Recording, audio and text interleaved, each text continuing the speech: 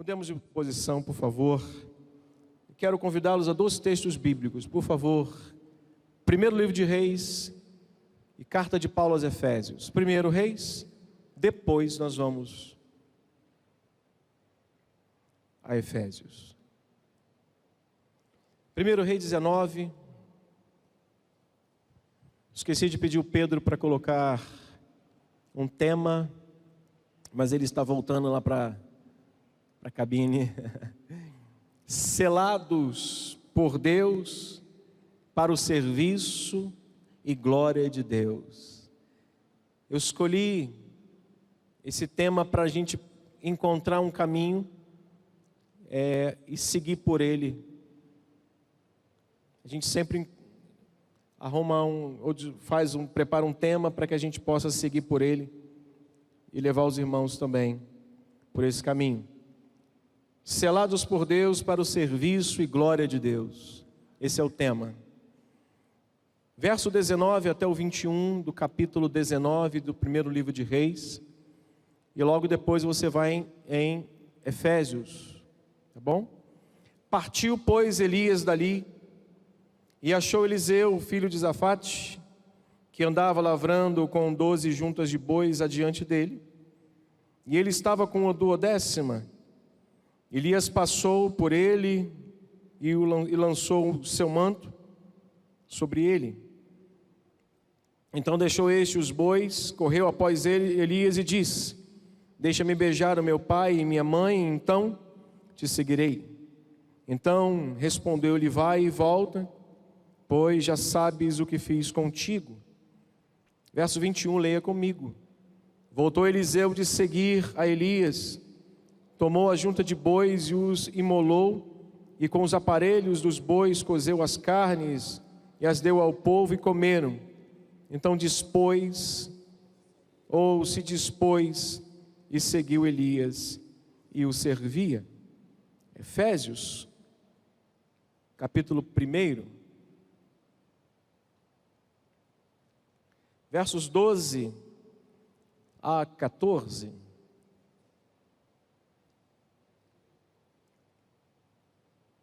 Vamos ler juntos esses poucos versos. Efésios, capítulo 1, verso 12 a 14. A fim de sermos para o louvor da sua glória, nós, os que de antemão esperamos em Cristo, em quem também vós, depois que ouviste a palavra da verdade, o evangelho da vossa salvação, tendo nele crido, foste selado com o Espírito Santo da promessa, a qual é o penhor da nossa herança, até o resgate da sua propriedade em louvor da sua glória. Só até aqui. Abençoa-nos nessa noite, Senhor, com essa reflexão e prepara esse coração, os nossos corações, para ouvirmos a sua palavra em nome de Cristo. Amém. Ocupe seu lugar, por gentileza.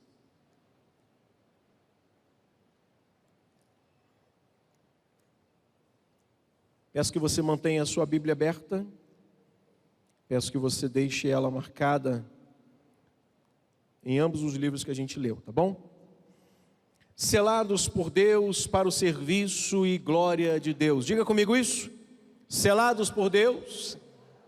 Tá fraco demais. Selados por Deus para o serviço e glória de Deus. Esse é o tema que nós vamos seguir para pensarmos aqui. Porém, antes, qual é a maior necessidade, irmãos, no contexto global? Qual a maior necessidade num contexto mundial? É a fome? É o pão?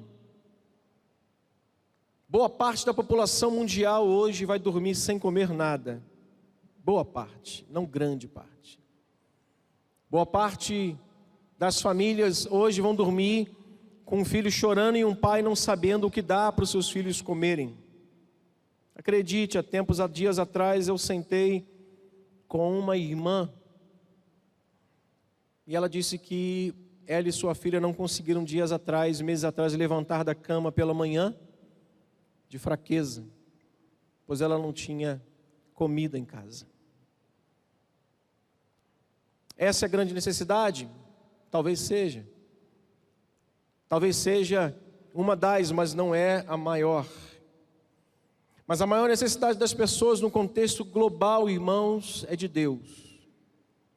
Deus é a maior necessidade no contexto global. O mundo está sem uma referência. O mundo está sem uma direção, não sabe para onde olhar. Alguns estão olhando para os Estados Unidos. Muitas pessoas estão mirando e colocando a sua esperança em homens que, segundo o Salmo 146, seus planos morrem junto com eles. Seus desígnios vão junto com ele quando eles morrerem.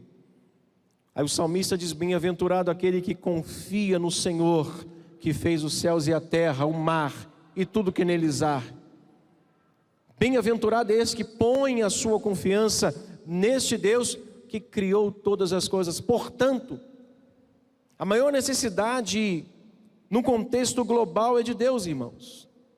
E dizer que o homem pode existir sem Deus, dizer que o homem pode seguir a sua jornada do nascimento até a sua morte sem Deus, é o mesmo que dizer que o relógio pode existir sem um relojoeiro. O relógio só existe por causa do relojoeiro. Ele não consegue existir sozinho, ele não se fez. Devemos tudo o que temos a Deus. O homem deve o que é a Deus. Nós devemos tudo a Deus, irmãos.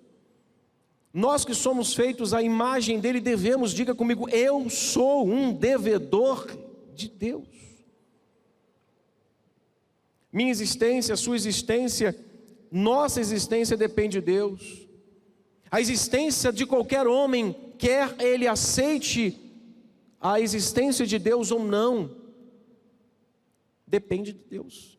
A sua vida depende, quer ele acredite na existência de Deus ou não.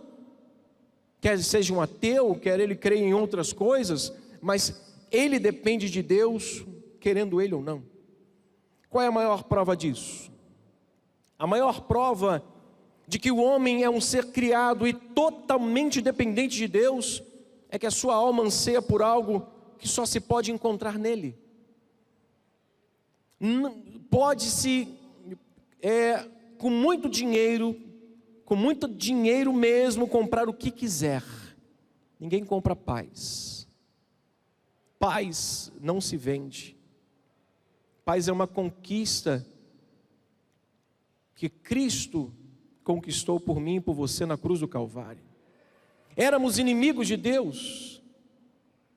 Éramos inimigos declarados de Deus, e Cristo se colocou no nosso lugar e trouxe paz com Deus. Nós hoje que vivemos em paz com Deus, é por causa de Cristo, é por causa do seu sacrifício, irmãos. Alguém observou muito bem que o homem não tem paz com os outros homens, porque ele não tem paz consigo mesmo, e ele não tem paz consigo mesmo pelo simples fato de ele não ter paz com Deus. Eu tenho paz com o Ronaldo porque eu tenho paz comigo e tenho paz com Deus. A minha paz com alguém e comigo depende de Deus. Se eu não tenho, se eu não a tenho porque eu não tenho paz com Deus, e não terei paz comigo, e não vou conseguir ter paz com ninguém. Pode ver que o maior conflito das pessoas é guerra. As pessoas guerreiam o tempo todo, ficam guerreando, e hoje não há só guerras urbanas, nas ruas, nos países. Há guerras virtuais, há guerras na internet, essas são nocivas também. Essas pessoas não têm paz consigo, porque elas não têm a maior paz que o homem precisa, que é a paz com Deus. Alguém observou isso muito bem, que os homens não têm paz consigo e não com paz com os outros, porque não encontraram a verdadeira paz que está em Cristo. É difícil de imaginarmos isso? Parece sim, parece que sim. É difícil imaginarmos alguém numa condição assim? É difícil, mas existe. Existem pessoas que vivem em conflito consigo e arrumam conflito com todos, porque estão em conflito com Deus. Sua alma não tem paz, sua vida não está em comunhão com Cristo. O príncipe da paz, o que traz o elo de paz entre o homem e Deus, não está no meio desse homem, não está na vida, no coração dele. É difícil imaginarmos alguém nessa condição tão dura, tão difícil? Pode sim, parecer que sim. Um homem sem paz, sem esperança e sem Deus no mundo. Entretanto, irmãos, esta condição é a condição da humanidade. Não importa o quão culto, o quão inteligente, o quão rico seja uma pessoa, sem Cristo, sem Senhor, sendo o Senhor da sua vida e o Salvador da sua vida, ele está perdido. E além de estar perdido, ele está sem paz. E além de não ter paz, ele não tem esperança. E além de não ter esperança, ele está condenado ao inferno. É um conjunto de coisas que ligam umas às outras e vão tirando aquilo que é mais importante na vida de um homem, que só Deus pode dar em Cristo: salvação. Ele é culto, ele é inteligente, ele é rico, mas ele não tem Cristo. Ele é pobre, miserável, cego e nu. E pior, será banido da face de Deus e entregue ao sofrimento eterno. Esta é a condição de uma pessoa em conflito com Deus, sem paz e sem Cristo e sem esperança neste mundo. É difícil imaginarmos alguém assim, mas essa é a realidade de grande parte da população mundial no contexto global. Mas, além disso, deixando esse primeiro ponto, dessa necessidade global das pessoas e do mundo sem Deus, há uma outra grande necessidade, e que às vezes ela pode ser resolvida com um simples despertar. Despertar para algo que talvez você não tenha deixado saltar aos teus olhos acerca das Escrituras na sua vida. Do que Ele fez, o quem você é e qual é o seu dever como um cristão. Além disso, além de tudo isso, desse desejo, aliás, dessa necessidade global de Deus, a outra grande necessidade é de pessoas que falem da maravilhosa obra de Deus. Como ouvirão se não há quem possa pregar? Como crerão? Irmãos, a grande necessidade também hoje é que as pessoas possam ouvir a maravilhosa obra de Deus. Pessoas que foram seladas por Deus para o serviço e glória de Deus. Quantos foram selados por Deus aqui? Mas você não foi só selado por Deus, você foi selado por Deus para o serviço e glória de Deus. A grande necessidade do mundo são de pessoas que falem da obra de Deus, que falem de Deus, que reproduzam, que testemunhem, que digam: Ele salva. Pessoas que foram seladas por Deus, irmãos, para o serviço e glória de Deus. Pessoas que são usadas por Deus. Pessoas que Deus unge e capacita. Pessoas que Deus derramou a sua graça. Pessoas como João Batista. Pessoas como João Batista, que após 400 anos em que a nação de Israel estava sem ouvir a voz profética, 400 anos sem ouvir a voz profética, ele de um jeito estranho. Lembra de João Batista? Suas roupas bem atuais, bem modernas, bem contemporâneas, né? Quantos concordam? Amém, pastor? Amém não, irmão. Vai ler a Bíblia que você vai ver que não tem nada de contemporâneo. João Batista, de um jeito estranho, pregando num lugar estranho, dizia: arrependei-vos, pois é chegado o reino dos céus.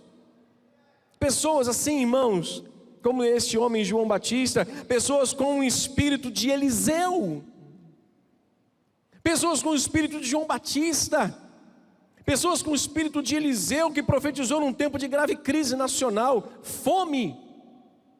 Não há melhor oportunidade para se pregar o evangelho num cemitério, onde há morte, e numa necessidade chamada fome. Porque os dois quebrantam o coração do ser humano.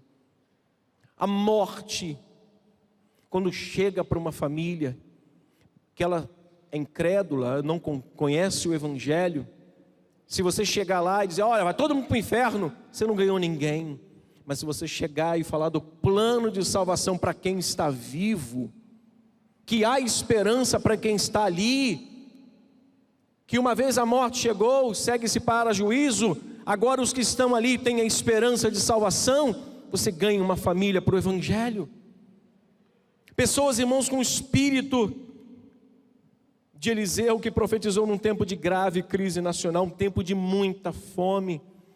Irmãos, a grande necessidade de hoje são de pessoas cujas características sejam semelhantes a desse profeta, em especial do profeta Eliseu, que em primeiro lugar abraça o ministério. Elias olha para ele e diz, eu sei, você sabe o que Deus fez com você através da minha vida. Ele disse, eu só vou na minha casa e já volto. Eu só vou ali abraçar minha mãe, beijar meu pai e já estou voltando. Ele vai e volta porque você sabe o que Deus fez com você. Mas muito mais do que isso, ele não abraça o ministério, ele não olha para trás. Pessoas com o espírito de Eliseu, irmãos, a maior necessidade do mundo é de Deus, mas a outra grande necessidade é das pessoas falarem da obra de Deus, do amor de Deus, do Evangelho que salva, que liberta, que transforma e de quebra leva o homem para o céu. Esse Evangelho ainda faz isso, cura, liberta, expulsa demônio. Quantos creem nesse Evangelho? Porque o Evangelho de hoje é o Evangelho do gemido. É o Evangelho do camarada, acho que ele tem que andar com segurança de fato, porque do sapato ao relógio ele tem quase 200 mil de roupa, só o relógio é 200 mil. Eu vi um pastor com um Rolex, eu tive um Rolex, mas o meu era falsificado, eu não sabia. O cabra me vendeu, eu estou com um Rolex aqui, e eu sei que é um abençoado, Denise conhece. Foi lá me vender umas peças de ouro que eu comprava muito. Aí ele me vendeu, eu estou com um Rolex, mas eu não gosto de andar com ele. Ó, me enganou. Eu te parcelo por semana. E eu com olho grande comprei. Comprei aquele Rolexzinho. Daqui a pouco eu estou olhando com ele assim, aí eu vou pesquisar esse negócio. Pesquisei, falsificado. Mas tem pastor hoje que quer andar com segurança mesmo, porque o relógio dele é 200 mil. 90 mil, 80 mil, a calça dele, a carteira dele. Cara, nós estamos vendo um evangelho hoje que olha muito o estereótipo, o evangelho que Cristo nos ensinou a pregar, cura, salva, liberta, batiza no Espírito Santo, e ainda expulsa os demônios. Cremos nesse evangelho, irmãos? É esse evangelho que as pessoas estão precisando ouvir. É esse evangelho que tem poder misturado com a pregação, em que as pessoas são libertas do espírito das trevas, em que as pessoas são libertas quando elas ouvem o Evangelho, quebram seu coração, abrem seus corações, o Evangelho entra na vida dela, elas deixam de fazer as coisas que faziam e agora passam a viver em novidade de vida. Mas muitas pessoas de maneira equivocada acham que servir a Deus é um sacrifício. Olhe para mim, sacrifício foi o que Ele fez por você, não o que você faz por Ele. Ah, pastor, né? Eu pago 2 passagens para vir para cá. Ele largou a sua glória para pisar nessa terra imunda, cheia de pecadores, para morrer por você. Pastor, peguei um engarrafamento danado. Ele teve um povo que veio para ele e o rejeitou. Achamos, irmãos, equivocadamente, que o que fazemos em favor da obra de Deus é uma forma de sacrifício a Ele, quando na verdade nada é sacrifício para Ele. Ele fez o sacrifício por nós. O que nós fazemos por Ele é amor, é por amor ao que Ele fez por nós. Um escritor um missionário anglicano chamado Charles Thomas Studd, ele era um homem muito rico, afortunado. Ele largou tudo, deixou a sua fortuna e gastou a sua saúde por Cristo. Foi missionário inglês, um missionário inglês que serviu na China, na Índia e na África. Ele tinha um lema na sua vida. Ele dizia assim: se Jesus Cristo é Deus e Ele morreu por mim, então nenhum sacrifício que eu fizer será grande demais para Ele. Vocês creem que Jesus Cristo é Deus? Quantos creem que Jesus Cristo é Deus? Então nenhum sacrifício que você e eu façamos para Ele é grande. Grande é o sacrifício que Ele fez por nós na cruz do Calvário. Precisamos, irmãos, ter esse espírito de Eliseu. Grande necessidade são pessoas assim, com essas características desse homem que largou tudo, abraçou o ministério, abraçou o chamado e disse: as pessoas precisam de Deus, as pessoas precisam da palavra de Deus, e eu estou aqui. Ele abraça, deixa tudo, mas um homem também cheio de santidade na sua vida. Deixa eu falar uma coisa para os irmãos: o procedimento santo de um cristão se torna uma identidade onde ele for. Qual a sua identidade? A minha identidade é a minha vida com Deus, a minha vida de separação com Deus. Aonde você for, você será caracterizado, identificado por aquilo que você é. Você é um homem e uma mulher com procedimento santo.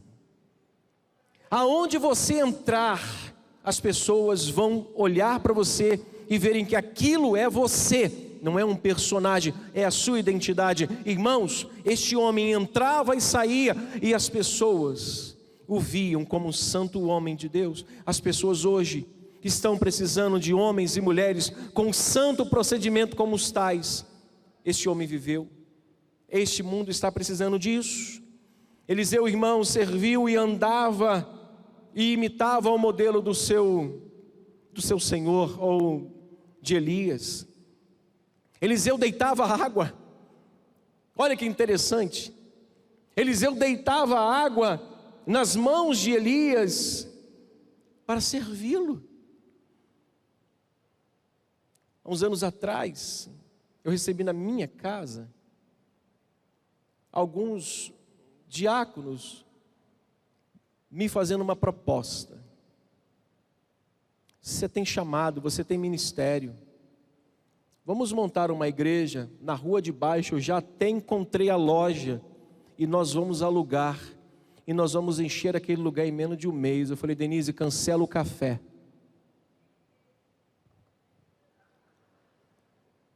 Mesmo porque se fosse hoje, nem ofereceria café. Fala nisso, pode me chamar para tomar um café na vossa casa?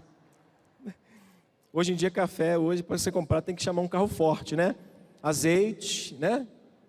Azeite também tem que chamar o carro forte. Está na hora da morte. Pessoas hoje não querem servir as outras. Pessoas querem ser servidas. O mundo está precisando, irmãos.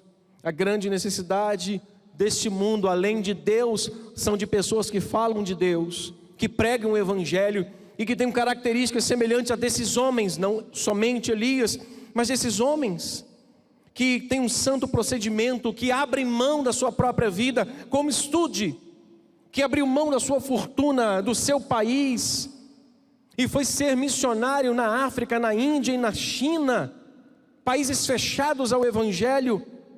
E ele disse: se Ele é Deus e morreu por mim, o que eu faço não é sacrificial, é por amor a Ele. É porque Ele me amou primeiro e eu assim amo o meu Senhor. Um homem, irmãos, de uma integridade incorruptível. Um homem que não fazia do ministério um negócio. Eliseu não fazia do ministério um negócio. Um homem que não trabalhava pelo dinheiro. Um homem, irmãos, que não se deixava subornar, mas quando viu o suborno, ele próprio disse ao seu moço: tu ficarás com a doença que era daquele outro, só por conta do seu egoísmo e da sua ganância. Irmãos, o mundo precisa hoje, a grande necessidade do mundo hoje, são de pessoas cujas características sejam semelhantes desse homem que confiava no poder de Deus. Fazer a obra de Deus sem confiar no poder de Deus, sem confiar que Ele não está atrás de quem está fazendo a obra de Deus. Olhe para mim, Deus não está atrás do bispo Rubem, Deus não está atrás do pastor Gonçalves lá em Portugal. Deus está à frente, abrindo o caminho e derramando graça e poder para que a gente possa seguir fazendo a obra de Deus. Esse homem chega em frente ao Jordão e diz assim: aonde está o Deus de Elias? Essa expressão parece desconfiança ou falta de fé. Não, ele está dizendo o seguinte: o Elias morreu, mas o Deus de Elias está vivo. Diga comigo: o Deus que eu sirvo está vivo.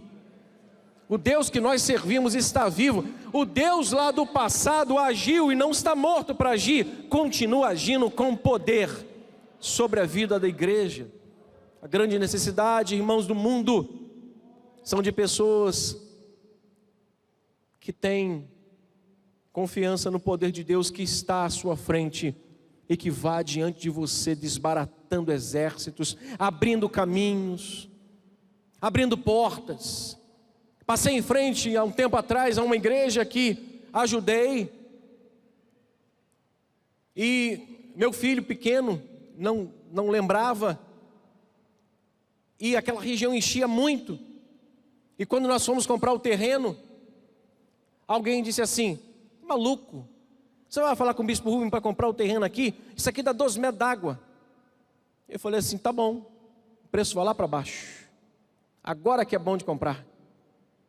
Aí eu contei uma história para os irmãos, que um pastor de São Paulo queria comprar um terreno, aí levou a igreja. Aí os irmãos: pastor, aquele local lá é um galpão pronto para uma igreja, era pronto para uma igreja, mas aquele local enche, pastor. Deus está na frente, nós vamos comprar. Quantos estão pedindo? 20 milhões, não dá para a gente. Bateu uma chuvarada, bateu uma tempestade, o galpão encheu, lotou de água, o preço despencou para 10 milhões. O pastor foi lá e fez a proposta. Os irmãos da igreja: que é isso, pastor? O senhor está louco? Já ouviu isso, pastor? Já ouviu isso? Eu não estou dizendo nenhuma mentira, louco nós já somos. O pastor foi, comprou, a igreja ficou contra ele. Lembra disso, Nick? Tempos depois, a prefeitura de São Paulo começou a construção dos piscinões. Aonde colocaram o piscinão? Na rua de trás da igreja, onde passava o fluxo de água para encher o galpão. Hoje estão numa linda igreja e nenhuma gota d'água chega à igreja, porque quando chove o piscinão recebe toda a água da chuva. Irmãos, quem está na frente da igreja é Deus. Quem está na nossa frente é o Senhor. Como crentes que fomos selados, irmãos, ou como crentes, nós somos selados para Deus e para o serviço da sua glória.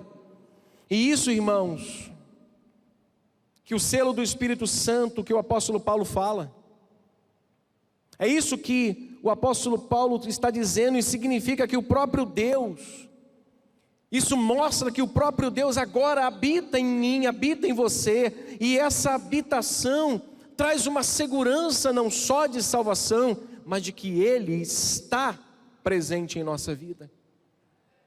O crente selado pode ter essa garantia na sua vida, que ele agora é a habitação de Deus, e que ele tem a segurança não só da sua salvação, mas da permanência de Deus na sua vida, por onde quer, até o fim da sua vida. Quando ele estiver andando, Deus estará com ele. A Bíblia diz, irmãos, que só aqueles que ouvem e creem no Evangelho de Jesus Cristo é que são selados pelo Espírito Santo. Se nós voltarmos lá em Efésios capítulo 1, versículo 13, você vai ver o que o apóstolo Paulo escreveu. Exatamente o que eu acabei de falar com os irmãos. Volte, por isso que eu peço para que vocês não fechem a Bíblia. Portanto, as Escrituras dizem, afirmam, que somente aqueles que ouvem e creem no Evangelho de Cristo é que são selados pelo Espírito Santo. Pode parecer, pastor, isso é acepção. Não, é o que as Escrituras afirmam, é o que o texto diz. Leia comigo então o versículo 13: ou 12, 13, todos juntos, a fim de sermos, para o louvor da sua glória, nós, os que de antemão esperamos em Cristo, em quem, olha o que diz o texto, em quem também vós, depois de ouvirtes a palavra da verdade, o evangelho da vossa salvação, leia bem forte, tendo também nele crido, fostes selado com o Espírito Santo da promessa. É uma afirmação que o apóstolo Paulo está dizendo. Então agora eu sou a habitação, eu tenho a segurança da minha salvação, mas eu também tenho a certeza da sua presença na minha vida. Sendo assim, irmãos, quais são os resultados? E quais são as responsabilidades de um crente selado pelo Espírito Santo? Aí que está.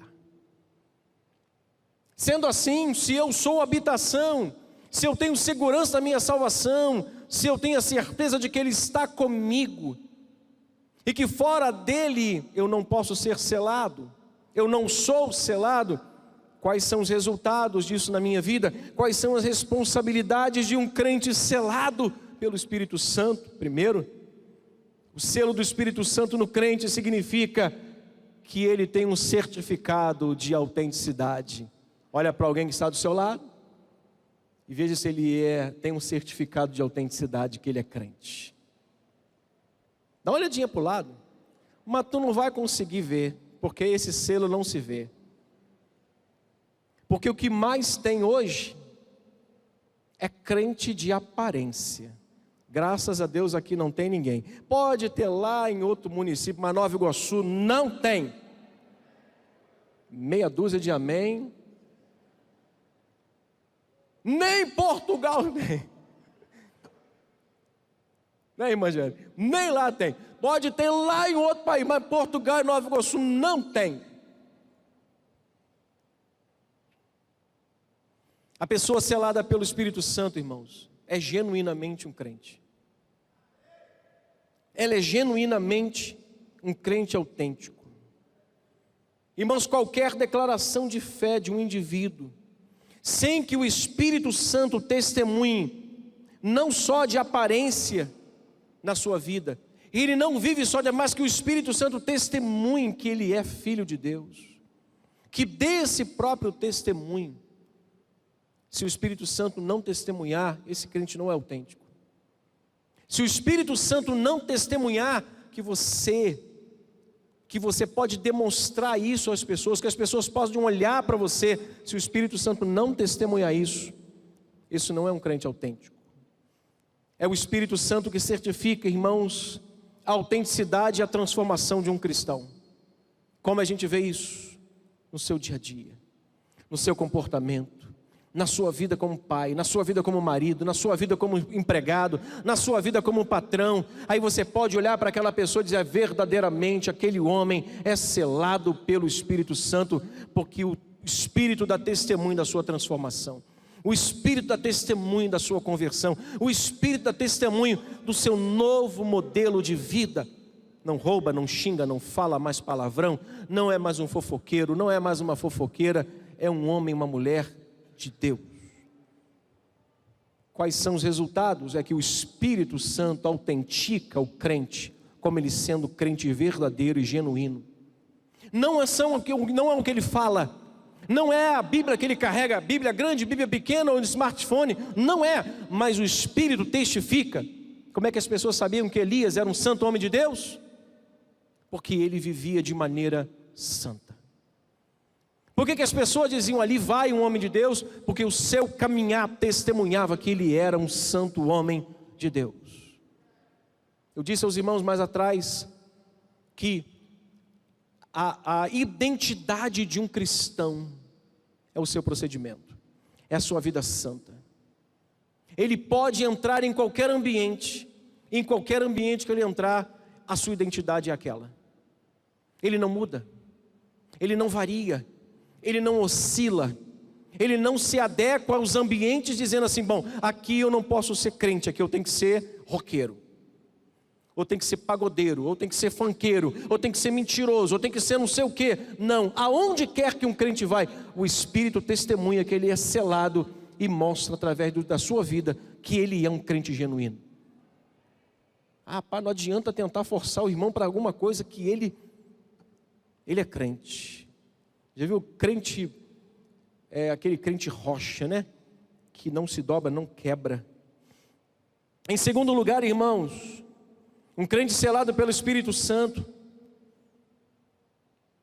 ele é uma propriedade de Deus. Diga comigo, eu sou uma propriedade de Deus. Eu pertenço a Deus.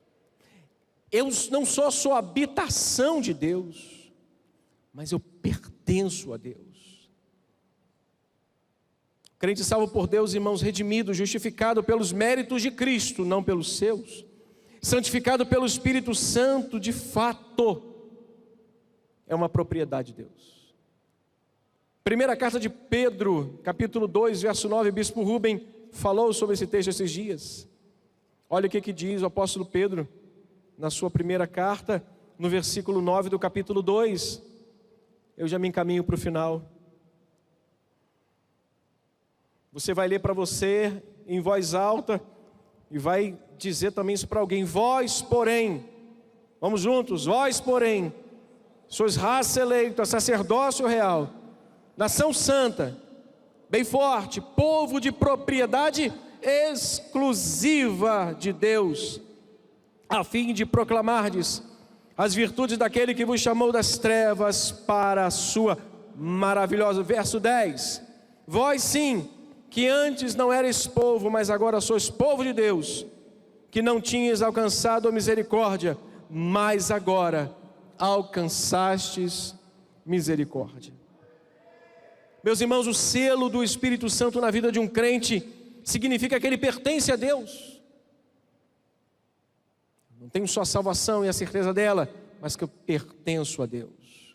Você é uma propriedade de Deus. Deus assegura a sua vida. Não há nada que possa te separar do amor de Deus. Deus assegura a sua vida. Deus é a garantia. Em outras palavras, os crentes são selados pelo Espírito Santo no mesmo instante da sua conversão, de modo que o próprio Espírito se coloca como uma marca que nos caracteriza como uma propriedade de Deus, ou seja, aquela marca agora é a marca que eu identifico a todos, mostro para todos que eu tenho um dono. Eu não pertenço a outro senão a Cristo. Esses são os resultados, irmãos, de pessoas que são seladas pelo Espírito Santo. O apóstolo Paulo em Romanos 8:9 vai dizer: se alguém não tem o Espírito de Cristo, esse tal não é dele. Então, se nós temos, diga comigo, eu pertenço a ele. Se eu não tenho, eu não pertenço, mas se eu tenho, eu sou propriedade de Deus. Eu tenho certeza, eu tenho essa certeza de que eu tenho um dono. Não tenho medo da morte, porque eu sei para onde eu vou. Não tenho medo das lutas, porque eu sei quem pode lutar por mim. Eu tenho um dono, eu tenho quem cuida de mim. Passo pelas lutas como você, tenho medos como você, mas o medo é lançado fora e eu sei que Ele cuida de mim. Diga comigo, Deus cuida de mim. Quais os resultados e quais são as responsabilidades, irmãos, de um crente selado pelo Espírito Santo? É que o Espírito Santo é um sinal de autoridade na vida desse cristão. Autoridade. O que o mundo está precisando?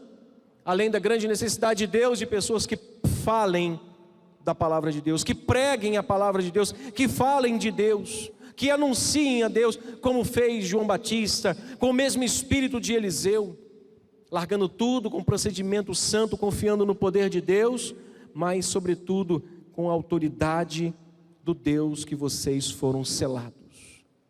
Quem está sobre nós nos selou e nos deu autoridade para seguirmos. Aquele que é habitado pelo Espírito, irmãos, é também por ele capacitado. Pastor, eu não sei falar. Jeremias disse isso também.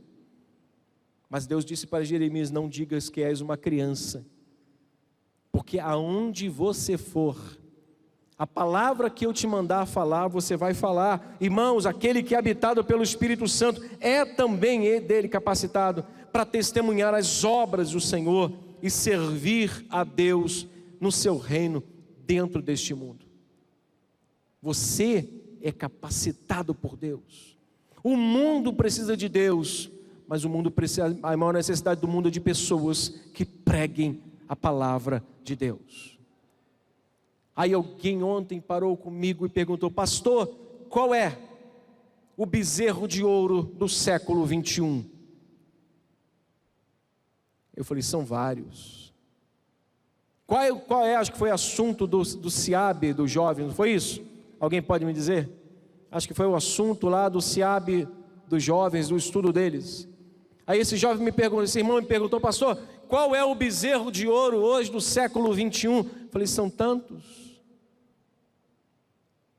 Mas a vaidade, o amor a si, irmãos, as pessoas estão se amando demais e deixando de amar a Deus. Estão se preocupando demais consigo. As pessoas estão egoístas demais. A pandemia nos afastou demais um do outro. A pandemia nos privou até de dar a mão. A pandemia deixou de nos permitir dizer para a pessoa quando entregava o dízimo: Deus te abençoe. Teve um dia que eu e o pastor Arlindo, eu lembro disso. Eu e o pastor Arlindo estávamos aqui recebendo dízimo. Aí, soquinho, falei: que soco.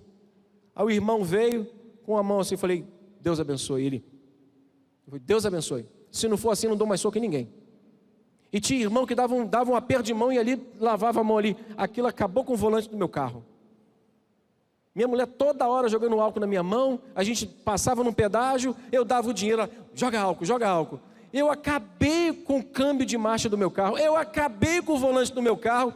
E acabei de deixar ter contato com as pessoas, dizendo: eu, pastor Arlindo, eu lembro que chega. Eu não aperto, dou mais soquinho na mão de ninguém. Ou aperta a minha mão ou bota no gasofilácio. Aí alguns irmãos passavam para o pastor Luiz Carlos ou para outro pastor, mas eu parei. E quando acabou a história de não poder mais dar as mãos, alguns irmãos, o bispo Rubem falava: dê a mão ao seu irmão, o irmão botava a mão no bolso. E eu ainda falava assim: dá a mão ao teu irmão, aperta até ele dar um glória a Deus, chama ele para perto, levanta a mão dele.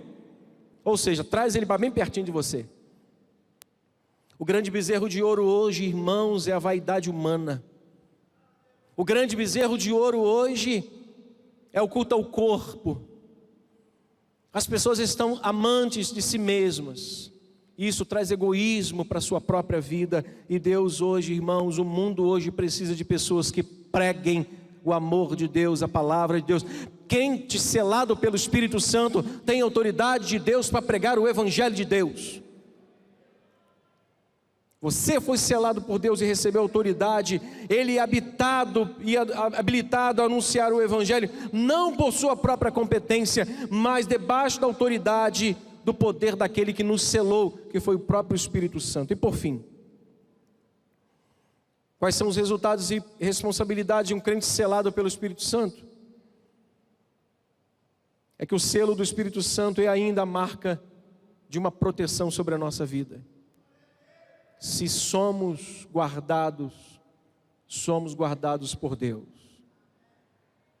Não tem cerca elétrica, não tem carro blindado, não tem segurança armada, não tem nada que possa ser mais eficaz do que a proteção de Deus sobre a nossa vida. Não estou dizendo que você não deva ter cuidado, não estou dizendo que você não tem que fazer seguro da sua casa, seguro do seu carro, seguro do seu celular. Não estou dizendo nada disso. Seguro de vida, seguro saúde, não estou dizendo nada disso. Estou dizendo que acima de tudo isso nós temos a segurança da proteção de Deus. 1000 cairão ao nosso lado, 10.000 à nossa direita, nós não seremos atingidos. Porque a mim se apegou com amor, eu o livrarei, poloei a salvo. Por quê? Porque conhece o meu nome. Ele é a nossa proteção, fomos selados e com isso nós somos protegidos. Não somos só a propriedade de Deus, não somos só, irmãos, autênticos porque Ele habita em nós. Não somos só e temos autoridade, mas nós também temos uma marca de proteção. Aquele que nos abençoa também nos guarda. Aquele que tem nos dado o fôlego de vida todas as manhãs, também tem colocado a sua mão sobre nós, de modo que as balas perdidas não nos acham. A irmã nos contou um testemunho tempos atrás, que o carro em que ela estava foi alvejado muitas vezes, mas ela a si mesma não foi atingida por uma bala que seja, que foi no carro dela. Irmãos, foi Deus quem selou o crente com o Espírito. Então, não há ninguém capaz de violar o selo sobre a nossa vida. É Deus que nos guarda. Ele é a nossa sombra à nossa direita. De dia não molestará o sol, nem de noite a lua, pois o Senhor é quem nos guarda. Ele é o fiel guarda da nossa vida. É o próprio Deus quem preserva aqueles que são seus. Paulo vai dizer isso aos Coríntios. Por isso, irmãos, o crente selado com o Espírito Santo pode ter a plena certeza da sua salvação. E como Consolador, Ele foi enviado para ficar conosco um dia da semana e depois Ele fica com seu vizinho. Não, Ele foi enviado para ficar conosco todos os dias, para sempre, até a consumação de todas as coisas. Até o fim, Deus nos guardará. Fomos selados pelo Espírito Santo. O que esse mundo precisa é de Deus, mas a maior necessidade desse mundo são de pessoas que pregam o Evangelho, e nós que fomos selados pelo Espírito Santo, temos essa responsabilidade de proclamar as virtudes daquele que nos chamou das trevas para a sua maravilhosa luz. Finalizo falando para dois grupos.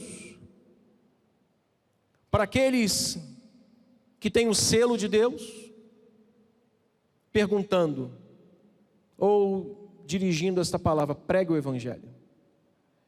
Para quem é selado pelo Espírito Santo, pregue o Evangelho.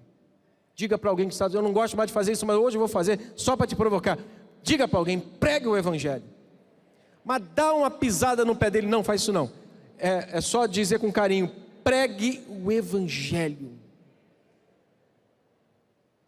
O Caio mandou uma mensagem para mim dizendo, pastor, fui convidado pelo líder da juventude de Jardim Ulisses para ministrar a palavra um domingo de manhã. Qual a sua recomendação? Pregue o Evangelho. Qual a recomendação? Pregue a Cristo. Se o Evangelho for pregado, Deus se encarrega de converter e transformar os corações. Se Cristo for anunciado, somente Cristo for anunciado, Ele é capaz hoje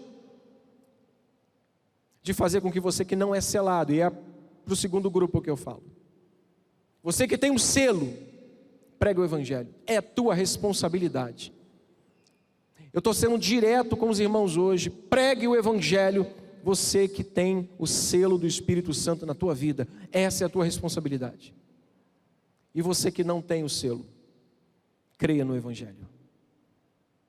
Você que não tem o selo, que não se converteu ainda ao Evangelho de Jesus, que não creu ainda que Deus enviou o seu Filho ao mundo para morrer pelos seus pecados, creia neste Evangelho. E se tiver alguém nesta noite aqui, fazemos isso? Nunca, quase nunca tem apelo nessa igreja, mas se tiver alguém hoje aqui, que não foi selado pelo Espírito Santo, que ainda não creu no Evangelho, mas o Espírito Santo falou o seu coração nesta noite, confie nisso. Hoje é o dia de você ser selado pelo Espírito Santo, de você receber uma nova vida em Jesus. Vamos fechar os nossos olhos, os irmãos da música.